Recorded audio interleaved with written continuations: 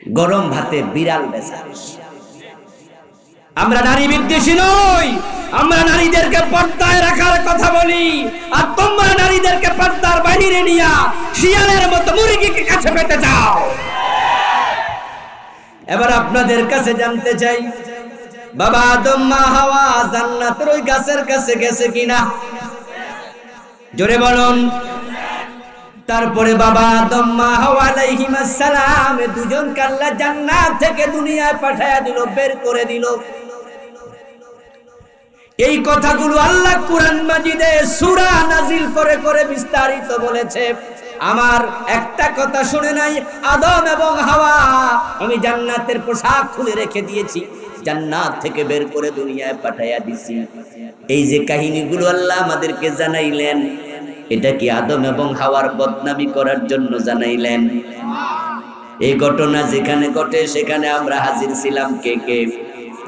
কেউ ছিলাম? তো আল্লাহ না জানাইলে আমরা জানতাম, তো আল্লাহ জানাইলো কেন? হিকমত আছে না নাই? আল্লাহ তাআলা তো মা হাওয়ার গায়ে কাপড় নাই, বাবা আদম আলাইহিস সালামের গায়ে জান্নাতের পোশাক নাই, মা বাবা দুইজন উলঙ্গ ছেলে মেয়ের কাছে আমাদের কাছে কোরআনের আয়াত বানায়া এগুলো নাজিল করলো। এগুলো কি বদনাম করার জন্য?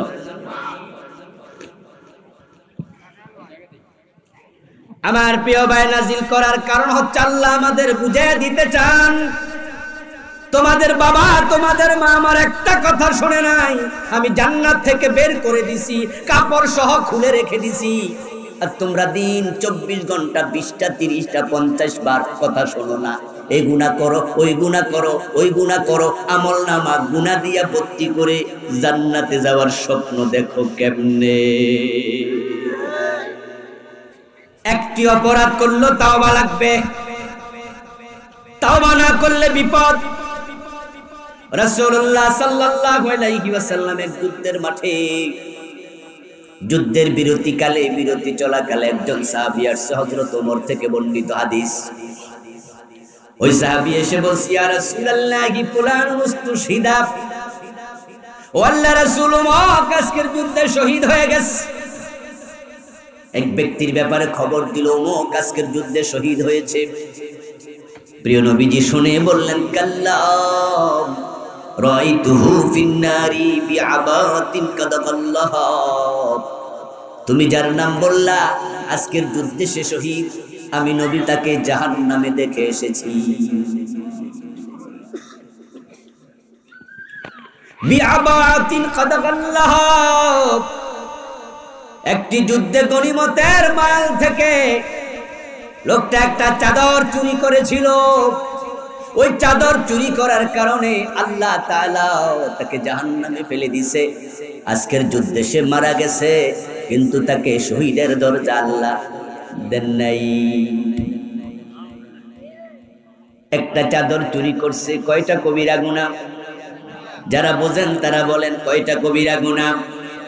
তো একটা কবিরা গুনার কারণে যুদ্ধের মাঠে রাসূলের সাহাবী মারা গেল, রাসূলকে আমি তাকে জাহান্নামে দেখেছি। হতে পারে সেই চাদরের কবিরা গুনাহ থেকে আল্লাহর বান্দা তাওবা করে নাই, তাওবা করতে ভুলে গেছে, অথবা তাওবা করেছে, আল্লাহ তাওবাটা কবুল। নারীবিহীন জান্নাত পর্যন্ত সুন্দর, অপূর্ণ, অতৃপ্ত। নারীদের মূল্য আছে না নাই? নারী আমার মা, নারী আমার বোন, আমার স্ত্রী নারী, আমার মেয়ে নারী। আর এই জালেম গুলো আমাদের দোষ দেয়, আমরা আলেম না নাকি নারী বিদ্বেষী, নারীদের বিরুদ্ধে কথা বলি, অথচ আমরা তোমাদেরকে শোনাই মায়ের পায়ের নিচে সন্তানের জান্নাত আল্লাহ রেখেছে। এই ওয়াজ কত শতবার করেছি হিসাব নাই। মায়ের পায়ের নিচে জান্নাত, মায়ের পায়ের নিচে জান্নাত, আমার রাসূল বলেছে।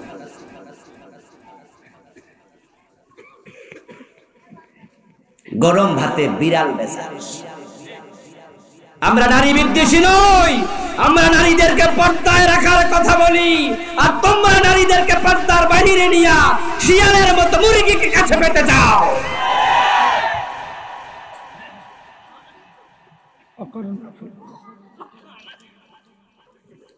আমার বন্ধু আদম আলাইহিস সালাম মা হাওয়াকে পেলেন।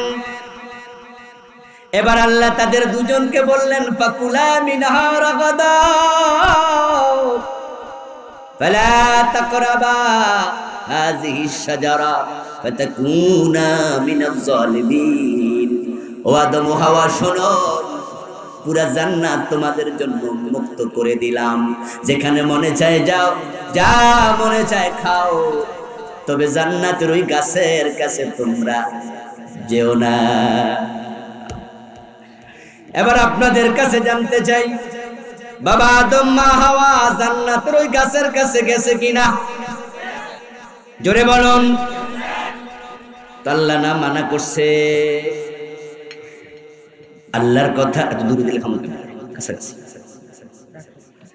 সরে না, সরে রাখেন। আল্লাহ তাআলা তো মানা করছে গাছের কাছে যেও না। কোরআনে পাওয়া যায় ফালাম্মা যাকাশ শাজারা, তারা শুধু গাছের কাছে যায় নাই, বরং দুজনে মিলে গাছের ফলও খাইয়া লাইছে। এবার রেজাল্ট কি হলো? বাদাত লাহুমা সাওআতুহুমা, সাথে সাথে তাদের গায়ে যে জান্নাতের পোশাক ছিল, পোশাক খুলে পড়ে গেল। তাফাকা ইয়াকসিফানে আলাইহিমা মিন ওয়ারাকিল জান্নাত। আমার আল্লাহ কোরআন মাজিদে বলেন, লজ্জায় পড়ে গেছে, দুজনের লজ্জাস্থান উন্মুক্ত হয়ে গেল। এবার জান্নাতের গাছের পাতা ছিঁড়ে দুজনের লজ্জাস্থান তারা ডাকতে শুরু করে দিল। মুহূর্তের মাঝে মনে পড়ে গেল, আল্লাহ তো মানা করছিল গাছের কাছে যেও না, আল্লাহর কথা তো শুনলাম না। আল্লাহর কথা না শোনার নামই হলো গুনাহ। আল্লাহ যা করতে বলেছেন করো, যা ছাড়তে বলেছেন ছাড়ো। যেটা করতে বলছে করবা না, এটাই হলো গুনাহ। যেটা করতে মানা করছে সেটা করবা, এটার নামই হলো গুনাহ। নামাজ পড়তে বলেছেন কে? জোরে বলুন, নামাজ পড়তে বলেছেন কে?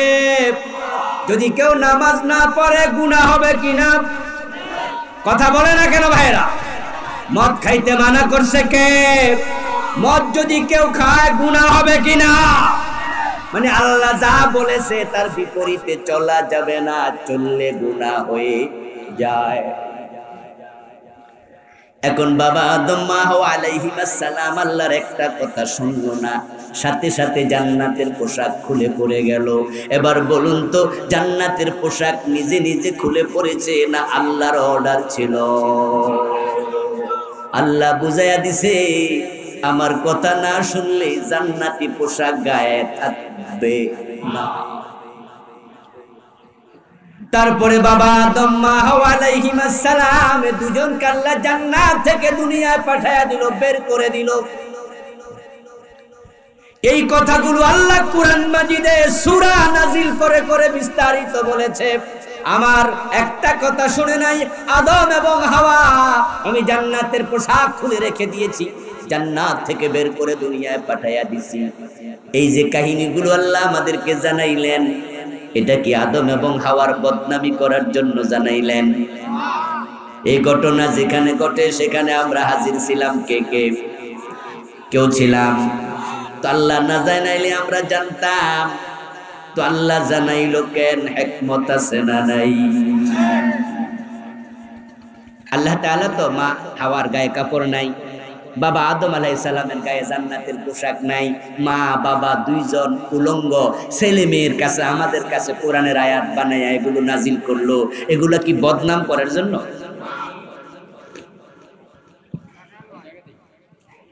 আমার প্রিয় ভাই, নাজিল করার কারণ হচ্ছে আল্লাহ আমাদের বুঝিয়ে দিতে চান, তোমাদের বাবা তোমাদের মা আমার একটা কথা শুনে নাই, আমি জান্নাত থেকে বের করে দিছি, কাপড় সহ খুলে রেখে দিছি, আর তোমরা দিন 24 ঘন্টা 20টা 30টা 50 বার কথা শোনো না। এই গুনাহ করো, ওই গুনাহ করো, ওই গুনাহ করো, আমল নামা গুনাহ দিয়া ভর্তি করে জান্নাতে যাওয়ার স্বপ্ন দেখো কেমনে?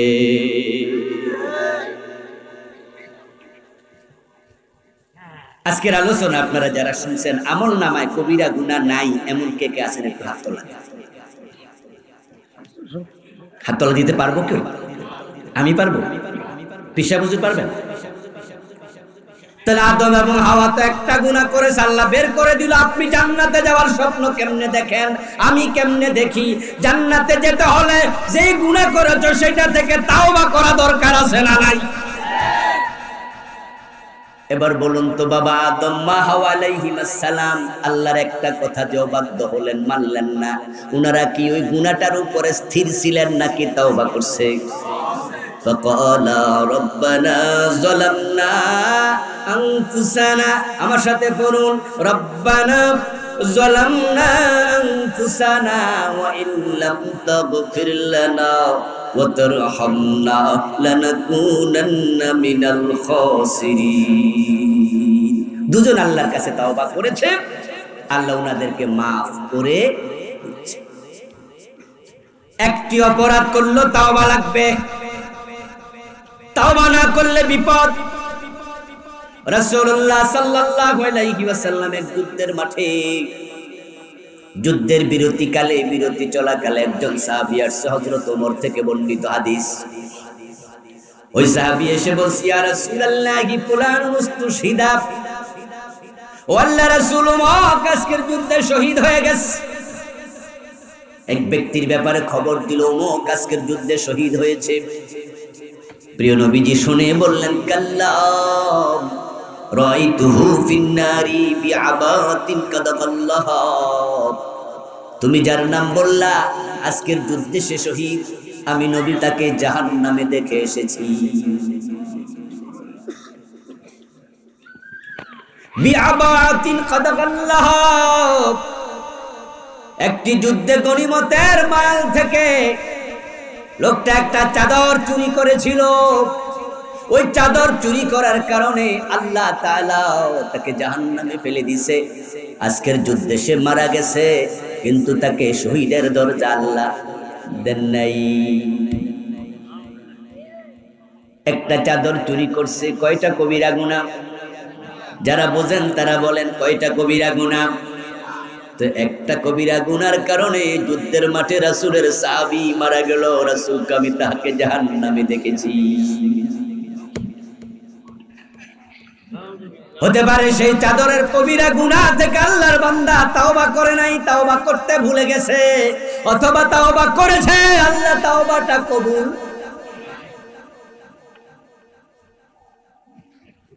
মদিনার কোন গোরস্থানের পাশ দিয়ে রাসূলুল্লাহ হেঁটে যাচ্ছেন, সহিহ বুখারীতে এসেছে, মাররান নবী সাল্লাল্লাহু আলাইহি ওয়াসাল্লাম বিকবরাইন জাদীদাইন ফাকালা ইন্নাহুমা লা ইউআযাবান, দুটি নতুন কবর। রাসূলুল্লাহ কবরের পারে দাঁড়ালেন।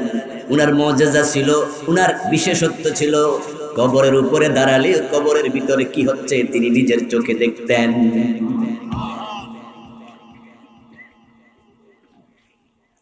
আল্লাহর হাবিব বলতেছেন, ইন্নাহুমা লা ইউআযাবান, এই দুই কবরে শাস্তি চলতেছে, আযাব চলতেছে। তারপরে এবার তিনি সাহাবাদের কাছে ব্যাখ্যা করলেন, আম্মা আহাদুহুমা ইয়ামশি বিন নামিমা ওয়া আম্মাল আখার লা ইস্তাতিরু আন বাউলিহি, এই কবরে আযাব চলতেছে কারণ লোকটা সগলখড়ি করত, একজনের কথা আর একজনের কানে লাগাইয়া ঝগড়া লাগাইয়া দেয়। এমন লোক আছে কিনা? এমন লোক সমাজে আছে না নাই? লা ইয়াদখুলুল জান্নাতা নাম্মাম, প্রিয় নবী বলছেন এমন চরিত্রের লোক নাম্মাম, সগলখোর জান্নাতে ঢুকতে পারবে না। ওই সাহাবী নতুন কবরে যে আছে, রাসূল বলে লোকটার এই স্বভাব ছিল, তাই কবরের মাঝে আযাব চলতেছে।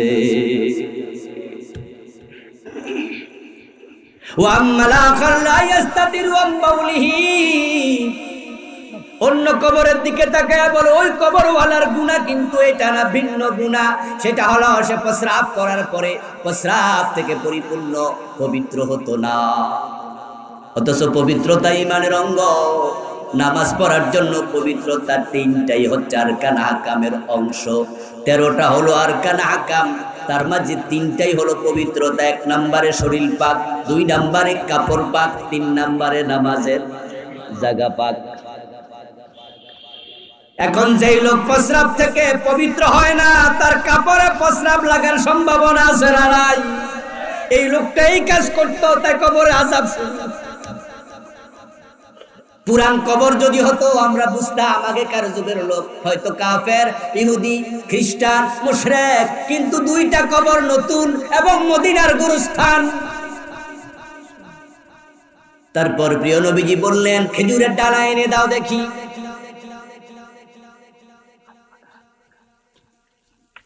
খেজুরের ডালা এনে দাও দেখি। কোন একজন সাহাবী গেলেন, একটি খেজুরের ডালা নিয়ে আসলেন। ওই ডালার মাঝখানে ধরে রাসূল 2 টুকরা করলেন, তারপর 2 কবরের উপর গেড়ে দিলেন। গেড়ে দিয়ে রাসূলুল্লাহ বলছেন, লাআল্লাল্লাহ আন ইউখাফফিফ আনহুমা আযাবাহুমা হাত্তা ইয়াইবাসা। হতে পারে 2টা ডালা শুকানো পর্যন্ত আল্লাহ আযাব হালকা করে দেবে। এটা রাসূলুল্লাহর হাতের বারাকা। আযাব বন্ধ হবে বলে নাই, আযাব হালকা হবে। রাসূল বললেন, যদি তারা কাফের হতো, মুশরিক হতো, আযাব আল্লাহ হালকা করতেন না। কারণ কাফের মুশরিকের কবরের আযাব থেকে শুরু হইয়া জাহান্নামে যাওয়া পর্যন্ত আযাব শুধু বাড়তেই থাকে।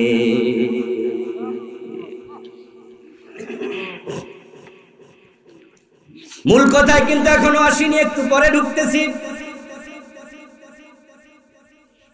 ও প্রিয় ভাই, আরেক যুদ্ধে রাসূল নিজে হাজির। প্রচন্ড যুদ্ধ চলছে। এর মাঝে একজন সাহাবী এসে বলল, ইয়া রাসূলুল্লাহ, আজকের যুদ্ধে সবচেয়ে বীরবিক্রমে যুদ্ধ করতেছে অমুক। ওই ব্যক্তিকে রাসূলুল্লাহ চিনেন, তার নাম জানেন, সবাই তাকে চিনে সেখানকার। আজকে যত কাফের তার সামনে পড়ে সবাইকে কচু কাটা করছে, সবচেয়ে বাহুদুরি দেখাচ্ছে। আজকের যুদ্ধের মাঝে অমুক সাহাবী। আমার রাসূল সাথে সাথে বললেন, এই লোকটা জাহান্নামী।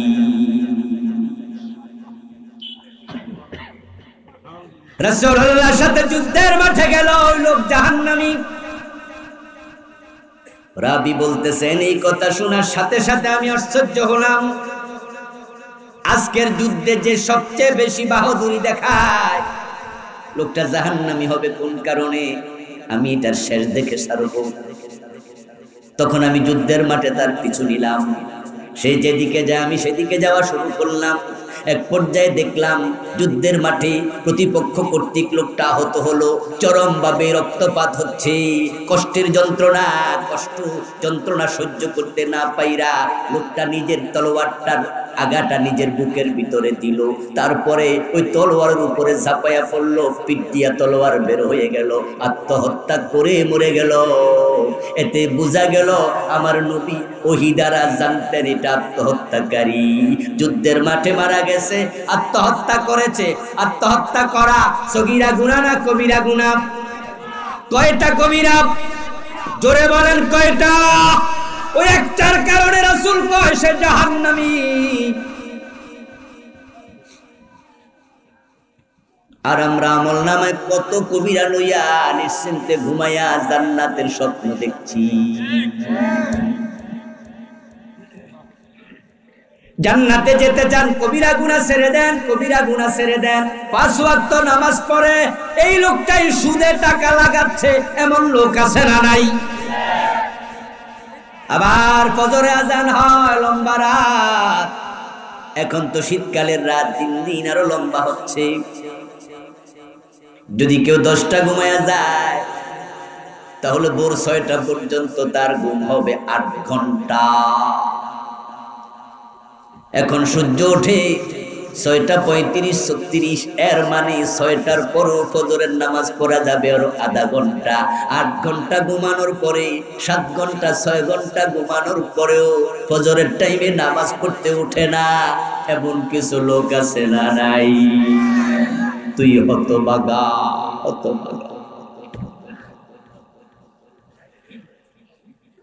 বাবা মরে গেছে 10 বছর আগে, মা মরে গেছে 5 বছর আগে, এখনো বইনের জমি বোনকে দেয় না, জোর করে দখল করে, এমন জালেম ভাই আছে না নাই?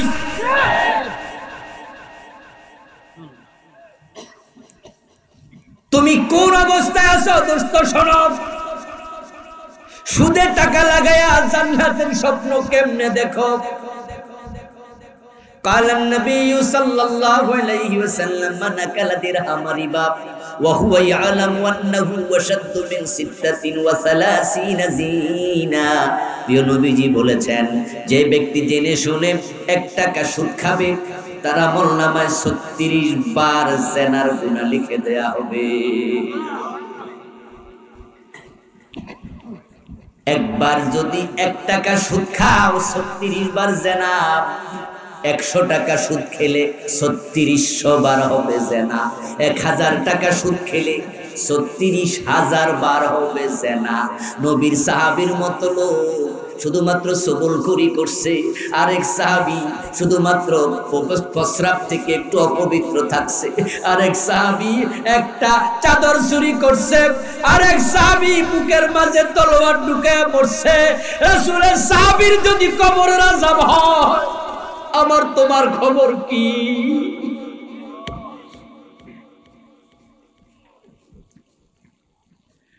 للربا 73 بابا ايسرها ان ينكح الرجل امه। প্রিয় নবীজি বলেন, সুদ খেলে 73টা বড় বড় গুনাহ হয়, সবচেয়ে ছোট গুনাহটা হলো নিজের মায়ের সাথে জিনা করা।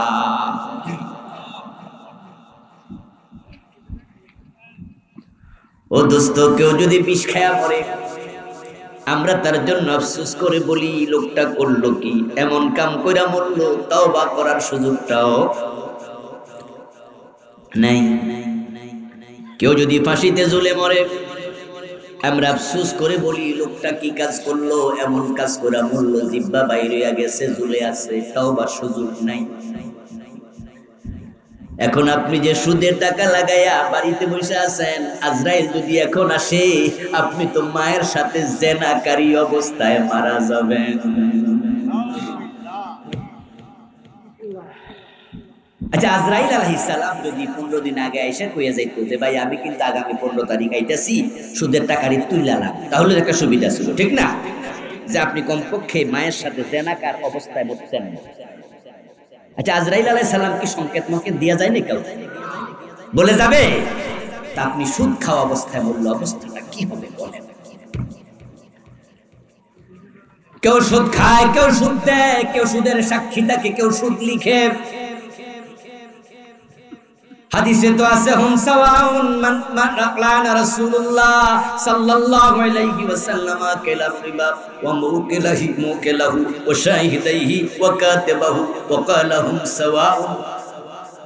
প্রিয় নবী লানত করলেন, অভিশাপ দিলেন 4 ব্যক্তিকে, যে সুদ খায়, যে সুদ দেয়, যে সুদ লিখে, যে সুদের সাক্ষী থাকে। রাসূল বললেন 4 জন সমান। সুদ সবাই খায় না।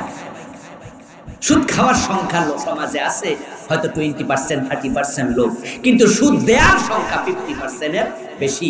অনেক ব্যবসায়ী দেখবেন সুদে টাকা এনে দোকানদারি করে, অনেক ব্যবসায়ী সুদে টাকা এনে দোকান বিল্ডিং করে। অনেক লোক পাবেন 2 তলা 3 তলা বাড়ি করার জন্য বিভিন্ন ব্যাংক থেকে সুদে টাকা আছে কিনা? আচ্ছা, তোমার জন্য বিল্ডিং বানাইতে হবে 3 তলা, কারণটা কি? সুদে টাকা এনে কেন বিল্ডিং বানাই? আচ্ছা, আপনি থাকার জন্য কি 3 তলা বিল্ডিং দরকার? তো আপনি কেন এটা বানাইছেন সুদের টাকায়? এই যে আর্কিটেকচাররা এখন ডিজাইন করে ব্যাংকে আপনার বিল্ডিং এর ডিজাইন করে, ডিজাইনে কিন্তু এখনকার বর্তমানে যারা করে লংজিভিটি টেম্পার 100 বছরের নিচে। এখনকার ডিজাইনে যে সুদ রড ব্যবহার করা হয়, যে ফিলার গুলো ব্যবহার করা হয়, 100 বছর তার লংজিভিটি।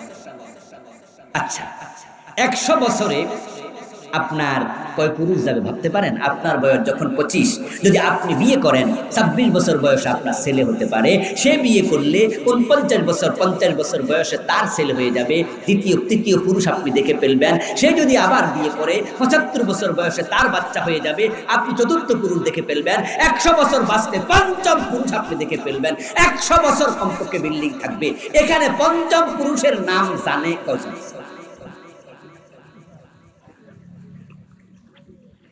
আমার বাবার নাম আব্দুল হাকিম, আমার দাদার নাম আব্দুল মজিদ, তার বাবার নাম এই মুহূর্তে আমার মনে নাই, মুখস্থ করছিলাম ভুলে গেছি। যদি বলা হয় এর বাবার কি নাম, আমি তো কথা কি বোঝেন? তাহলে আপনি যে বিল্ডিংটা সুদের টাকায় দিয়ে বানাইছেন, আজ থেকে 100 বছর পরে এই বিল্ডিং এ যে থাকবে সে আপনার নামটাও জানবে। এরপরে এবার শুনুন, যখন আমরা দোয়া করি, দোয়ায় হাত তুলি, তখন আমরা কিন্তু দোয়াটাও তাদের জন্য আর করি না। আমরা দোয়া করতে গিয়ে বলি, আল্লাহ আমারে মাফ করে দাও, আমার মা বাবারে মাফ করে দাও, দাদা দাদি নানা নানি। দাদা দাদি কওয়ার পরে কিন্তু এবার ব্রেক আরেক দিকে ঘুরে গেছে।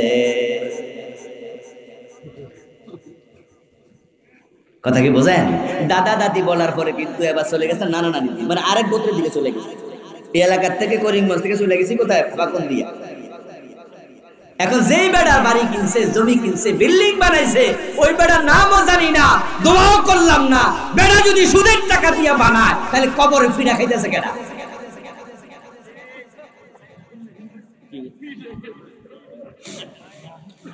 আমার ভাইয়েরা সুদের টাকা এনে ছেলে বিদেশ পাঠায়, এমন লোক আছে না নাই? যে সুদ দেবে, যে সুদ খাবে, যে সুদ লিখবে, সুদের সাক্ষী থাকবে, সমান অপরাধ। মায়ের সাথে জানাকারী, বাবা মরে গেছে, মা মরে গেছে, বোনের জমি দাও না, ভাইয়ের জমি দেয় না, ভাই বাইরে ঠকায়, এমন ভাই আছে না নাই? যিনি বড় পরিবারে একটু নেতা টাইপের ভাই, জমিন ভাগ করার সময় ভালো জমিনটা উনার জন্য চাই, ঠিক না? হ্যাঁ, বাজারে একবারে সামনের দোকানটা, পিছনেরটা তুই, রাস্তার পাশের জমিটা আমার জন্য, ওই মাঝখানেরটা ছোট বাইরে দেয়, বোনদেরকে দেয় না। প্রভাবশালী ভাইয়েরা অন্য ভাইদেরকে ঠকায়। قال النبي صلى الله عليه وسلم من أخذ شبرا من الأرض ظلما فإنه يطوقه يوم القيامة من 7 أرضين। প্রিয় নবীজি ভবিষ্যৎবাণী করেছে, জানায় গেছে, শোনো, তোমরা যারা জুলুম করে জোর করে 1 বিঘত জমি দখল করবা, হাসরের দিন দেখবা আল্লাহ জমিনটাকে 70 গুণ বড় বানায়া তোমার কান্দের মাঝে জাহান্নামের আগুনের রশি দিয়া ঝুলাইয়া দেবে।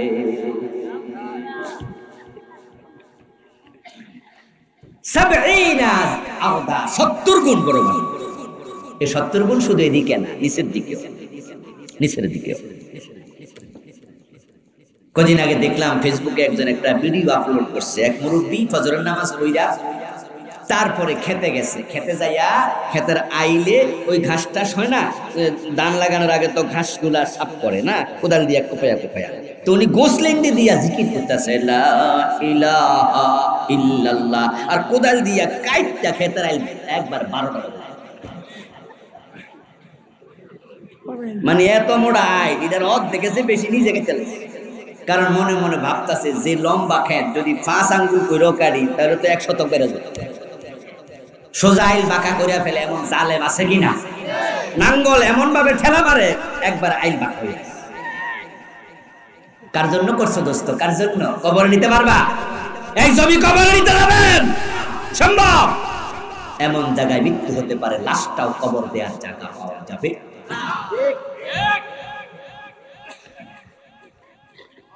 চায়না থেকে বিমান মালয়েশিয়া রওনা দিছে বছরের 5 আগে। 296 জন যাত্রী নিয়ে বিমান হারায়া গেছে।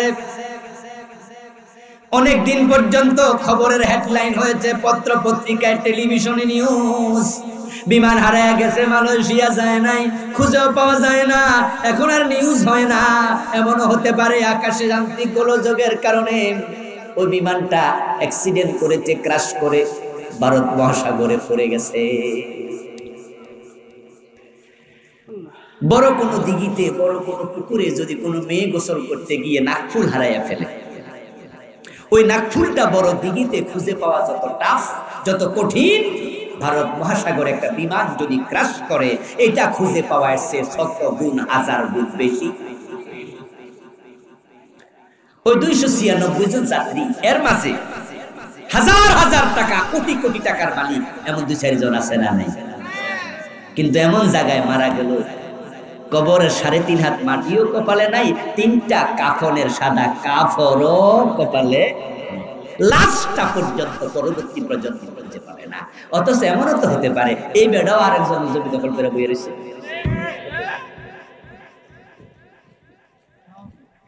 আমার বন্ধু, জুলুমকারী হবেন না, জুলুমকারী হবেন না, হারাম খাবেন না, নামাজ কাজা করবেন না। মান তারাকা সালাতাম মুতাআম্মিদান ফাকাদ কাফারা। কবিরা গুনাহ তো অভাব নাই, নামাজ কাজা করা, নামাজ তরক করা, এটা অনেক বড় কবিরা গুনাহ। প্রিয় নবী বলছে, যে ইচ্ছা করে নামাজ ছেড়ে দেয় সে ঈমানদার না, সে কাফের হয়ে যায়। বাইনাল মারই ওয়া বাইনাল কুফরি ওয়া শিরকি তারকুস সালাত। কে মুমিন কে কাফের তা চিনার জন্য একটাই সিম্পটম, একটাই আলামত, সেটা হলো নামাজ ছেড়ে দেয়া। যে নামাজ ছেড়ে দেয়, যে ঈমানদার দাবি করার কোনো অধিকার তার আর নাই। আমি আপনাদের কাছে একটু জবাব চাইবো একটা বিষয়ে, একটু যারা জানেন সবাই একটু দয়া করে বলুন, ইসলামের খুঁটি কয়টা? মাশাআল্লাহ, হয়েছে কয়টা খুঁটি? 5। ঈমান, নামাজ, যাকাত, সাওম, হজ। এই তো ইসলামের 5টা খুঁটি। একটা খুঁটি ঈমান, এটা দেখা যায় না, এটা গোপন, এটা কলবে থাকে। কে মুমিন কে মুনাফিক রাসূল নিজেও জানতেন না ওহী নাজিল হওয়ার আগে। এইজন্যই তো ওদের যুদ্ধের দিন আব্দুল্লাহ ইবনে উবাইর মতো মুনাফিককে রাসূল 300 জন সেনাবাহিনীর নেতা বানায়া দিছে। আল্লাহ পরে জানাইছে, এই লোক তো মুনাফিক, অন্তরে তো ঈমান নাই, এটা গোপন। আমার ঈমান আছে কিনা আপনি জানেন না, আপনার আছে কিনা আমি জানি না।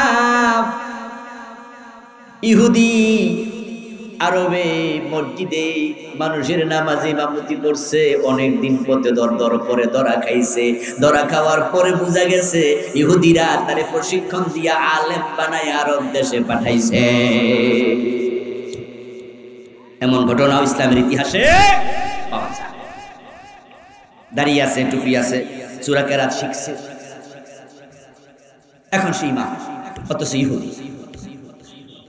ঈমান দেখা যায় না, দেখানো যায় না, ধরা যায় না, ধরানো যায় না, ছোঁয়া যায় না, জানা যায় না, এটা গোপন। বাকি রইল 4টা খুঁটি। এখন 4 খুঁটির মাঝে রাসূল বলছে নামাজ হলো মুমিনের ঈমানের পরিচয়, বাকি 3টা কিন্তু বলে নাই।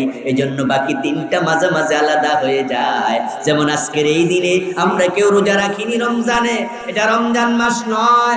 আমরা আজকে কেউ হজ করিনি, এটা হজের মাস নয়। আমরা বছর একবার যাকাত দেই, আজকে যাকাত দেইনি, আমরা আজকে যাকাত দিলাম না, হজও করলাম না, রোজাও রাখলাম না, ঈমান দেখা যায় না, থাকলো নামাজ।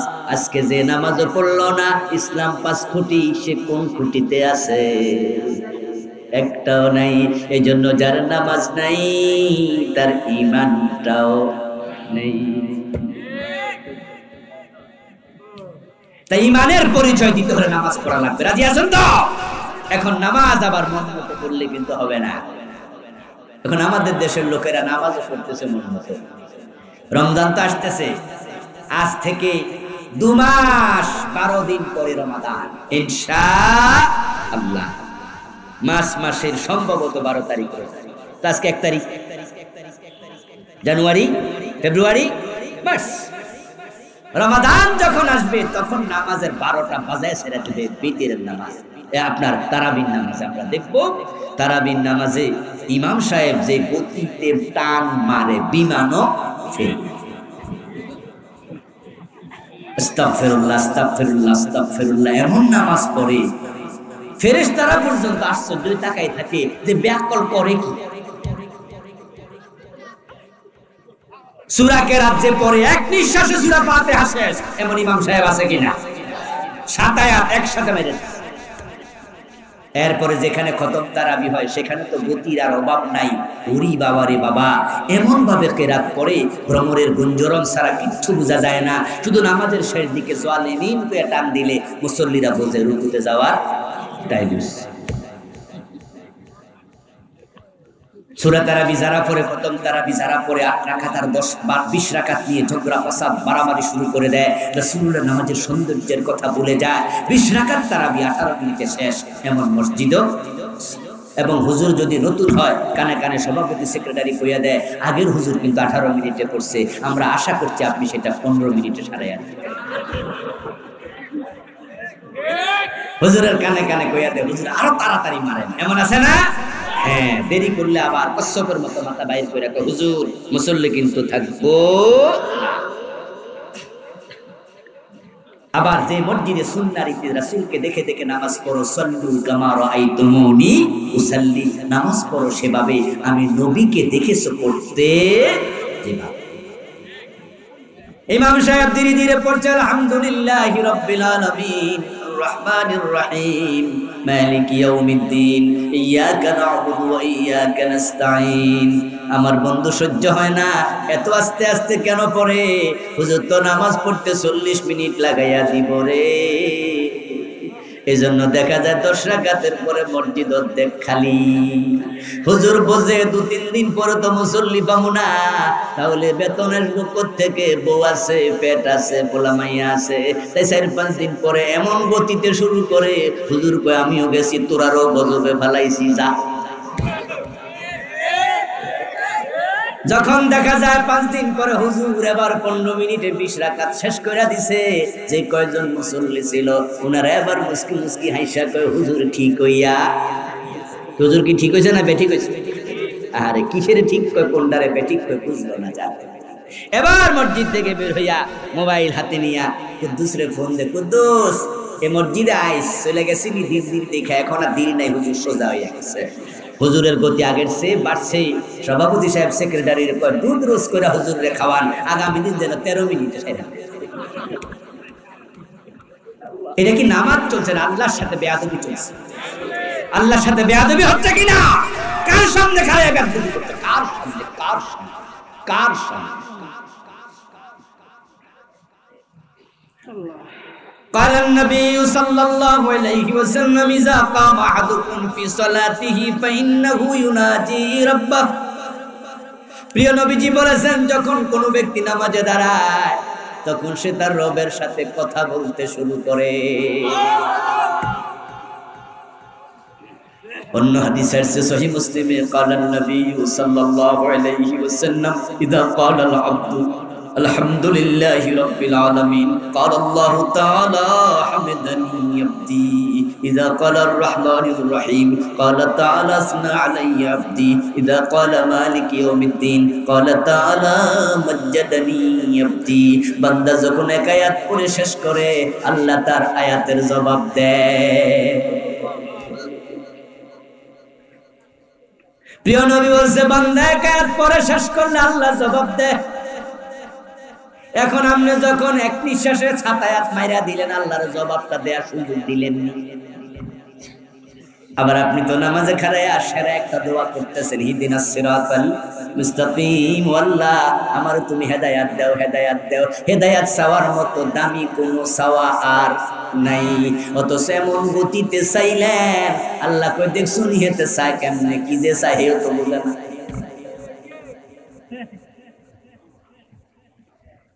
আমার প্রিয় ভাইয়েরা, এর জন্য কিছু মানুষের নামাজকে আল্লাহ তার চেহারার মাঝে ফিকে মারে।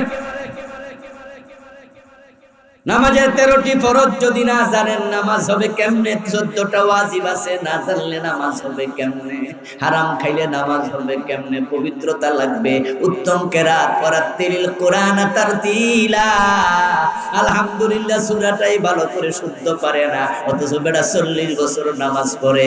আলহামদুলিল্লাহ সূরার মাঝে কি কইলো আল্লাহর কাছে 40 বছর একটু অর্থটা জানার চিন্তাটাও মাথায় ঢুকলো না।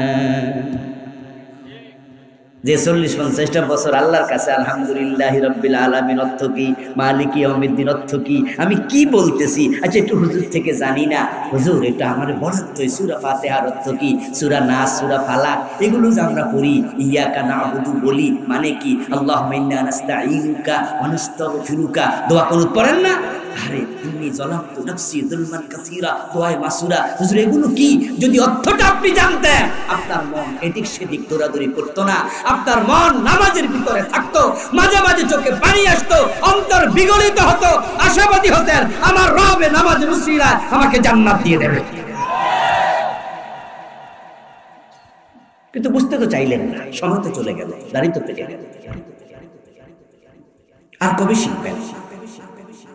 এই জন্য আসুন প্রিয় ভাইরা, ইমাম আয-যাহাবীর লেখা একটা বই আছে আল কাবাইর, বাংলা অনুবাদ হয়েছে, নাম দিয়েছে কবিরা গুনাহ। ওটাতে তিনি 70টা কবিরা গুনাহ লিখেছেন। শিরিক করা কবিরা গুনাহ, কুফর করা কবিরা গুনাহ, নামাজ ছাড়া কবিরা গুনাহ, মদ খাওয়া কবিরা গুনাহ, গীবত করা কবিরা গুনাহ, টাকনুর নিচে কাপড় পরা কবিরা গুনাহ। ঠিক আজকের মাহফিলে টাকনুর নিচে কাপড় এমন লোক আছে না? আপনি তো এখনই কবিরা গুনাহ করতেছেন, এখন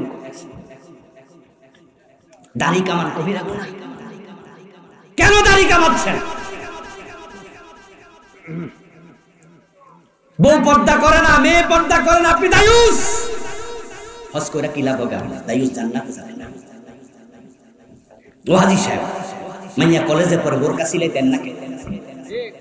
আপনার মেয়ের দিকে তাকাইয়া এলাকার হাজার যুবক কবিরা গুনাহগার হচ্ছে, ঠিক না? আপনার মেয়ে তো হচ্ছে রশি, রশির মতো হাজার যুবকের বাইন্দা জাহান্নামে একসাথে ঢুকা।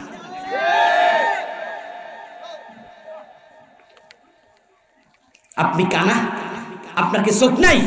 আপনার যুবতী মেয়ের বুক সুন্দর, চেহারা সুন্দর, ঠোঁট সুন্দর, চোখ সুন্দর। এই সৌন্দর্য তার স্বামীর জন্য আল্লাহ বানাইছে দয়া কইরা, এই এলাকার ফলা ভান্ডে দেখা কেন?